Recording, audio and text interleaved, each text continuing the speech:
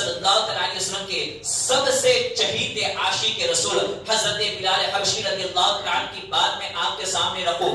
اللہ تعالیٰ کے حبیب صلی اللہ علیہ وسلم کی یہ چاہنے والے عاشق حضرت بلال نے کس طریقے سے اپنے رب سے مدد طلب کی, کس طریقے سے اپنے رب سے مدد طلب کرتے ہیں, کس طریقے سے صبر سے مدد طلب کرتے ہیں. حضرت بلال حبشی نے یہ بات سنی تھی کہ اللہ تعالیٰ نے قرآن مجید میں یہ بیان فرمایا ہے کہ وَاسْتَعِينُوا بِالصَّبْرِ وَالصَّلَاةِ, کہ تم نماز اور مدد سے طلب کرو. جب حضرت بلال حبشی رضی اللہ تعالیٰ عنہ ایمان لے آتے ہیں, جب اسلام کو قبول کرتے ہیں, تو کفاروں نے ان کو عرب کی سرزمین پر کھلے عام ان کے جسم کے اوپر سے کپڑے کو نکال کر ان کو اس میدان میں لٹا دیتے ہیں اور ان کے سینے پر بڑے بڑے پہاڑوں کے پتھر رکھتے ہیں, صرف اس لیے کہ حضرت بلال حبشی ایمان چھوڑ دے, اسلام کو چھوڑ دے. لیکن حضرت بلال حبشی نے صبر کا دامن تھامے رکھا, اور اتنا صبر کا دامن تھامے رکھا کہ ہمیشہ ان کی زبان پر اللہ اللہ اللہ کا ذکر کرتے رہے.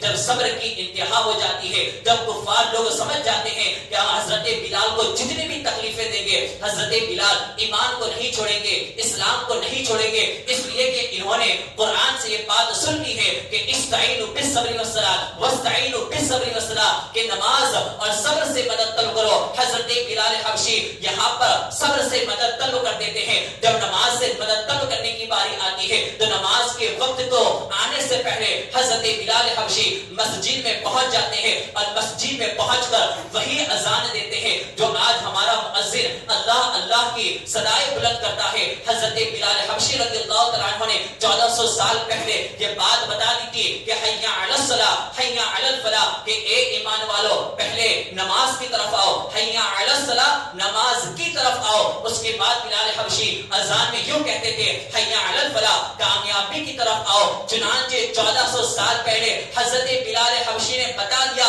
کہ اے ایمان والو, اے آنے والی امتیں, سمجھ جاؤ جب تک کہ تم نماز کی طرف نہیں آؤ گے کامیابی تمہیں نہیں ملے گی.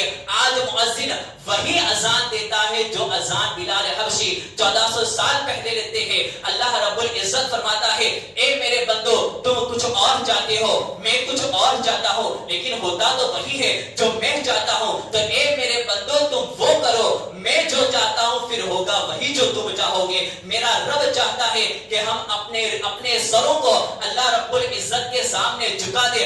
اللہ تعالیٰ فرماتا ہے تو میرے سامنے اپنے ایک سر کو جھکا دے, میں تیری کامیابی کے لیے دنیا کے سارے سروں کو تیرے قدموں میں جھکا دوں گا. سبحان اللہ. یہ ہے نماز اور صبر سے مدد طلب کرنے کی. اللہ تعالیٰ قرآن میں ارشاد فرماتا ہے کہ نماز اور مدد سے ہمیشہ نماز اور صبر سے ہمیشہ مدد طلب کرتے رہنا. کبھی بھی کہیں پر بھی رہے ہمیں چاہیے کہ ہم نمازوں کے دامن کو نہ چھوڑے. کہیں پر بھی رہے ہمیں چاہیے کہ اگر کیسی بھی مشکل